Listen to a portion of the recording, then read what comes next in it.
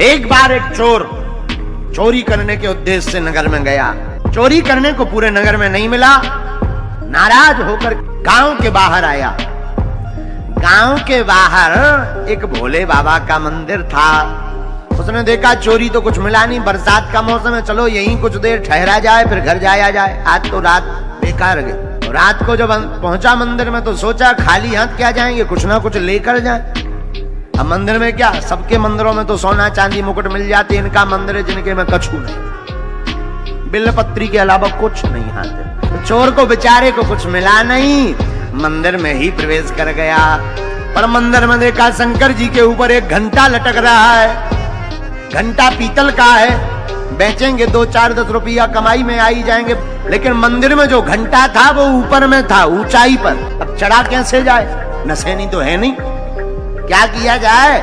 सोई शंकर जी की पिंडी को ही नसेनी बना लिया और शंकर जी के ऊपर अपना चरण रखा और घंटा को खोलने लगा। नीचे से आवाज आई, मांगो क्या चाहते हो। चौंक गया कि ये कौन कह रहा है। तो चोर का भी दिमाग खराब हो गया कि अब क्या चाहते, घंटा खोल रहे और क्या चाहिए।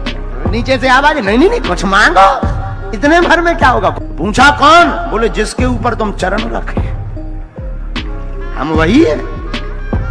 दिमाग खराब होगा, बोले अंधेरे में हमें दिखाई नहीं पड़ रहा, सीढ़ी है। सीढ़ी हो क्या तुम?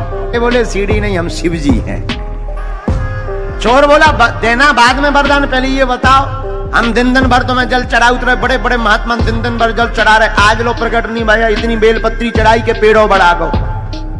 बेलपत्री का पेड़ पूरा हमने बढ़ा दिया, आज लो प्रकट नहीं भाई। आज जब चोरी कर रहे सो तुम प्रकट हो गए। बोले आज तक हमने बड़े बड़े देखे दानी दाता, बिल्लपत्र चढ़ाते हुए, जल चढ़ाते हुए, दुग्धाभिषेक, रुद्राभिषेक, अनेक दाता देखे। पहली बार ऐसा देखा, रावण भी देखा, उसने सिर चढ़ाया, और पहली बार भक्त देखा जिसने अपने आप को ही हमारे ऊपर चढ़ा दिया।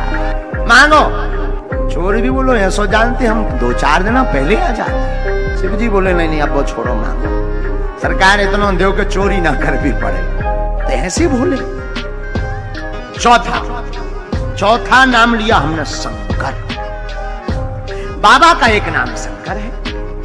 शंकर का अर्थ है मिला हुआ, और भोले बाबा में मिश्रित है, इसलिए परिपूर्ण है। ये क्या मिला है? आधी नारी है, आधे नर है, इसलिए अर्ध नारेश्वर है, दोनों मिश्रित हैं, और इसी से सृष्टि और बाबा पूर्ण है। इसलिए बाबा का एक नाम शंकर है। 5वां नाम हमने कौन सा लिया? 5वां नाम लिया पंचानन। पंचानन का अर्थ क्या होता? 5 मुख। जिनके 5 मुख हों वो पंचानन है, और भोले बाबा के 5 मुख हैं, इसलिए बाबा को कहते हैं पंचानन। 6वां नाम बाबा का है रुद्र। कहते ना रुद्र भगवान की। रुद्र का अर्थ क्या होता? रुदन करने वाला व्यक्ति, रुदन अर्थ रोने वाला, जो रोने वाले व्यक्ति को भी जिनकी शरण में जाकर के मुस्कुराहट आ जाए, उन्हीं का नाम भगवान रुद्र है। भोले बाबा की शरण में जाने वाला व्यक्ति हंसने लगता है, इसलिए बाबा का हमने 6वां नाम लिया रुद्र। अब जरा 7वां नाम सुनिए, पशुपतिनाथ। एक नाम है बाबा का पशुपतिनाथ। पशुपतिनाथ का अर्थ क्या होता है? जीव, बैल, सिंह, हाथी आदि आदि जितने सृष्टि पर जीव हैं, इनके कोई स्वामी हैं तो वो भोले बाबा हैं, इसलिए इनका नाम पशुपतिनाथ भी है। 7वीं बात थी। अब जरा 8वां नाम सुनिए, महेश्वरः। एक नाम सब लोग कहते हैं महेश्वर हैं ये। महेश्वर का अर्थ क्या होता?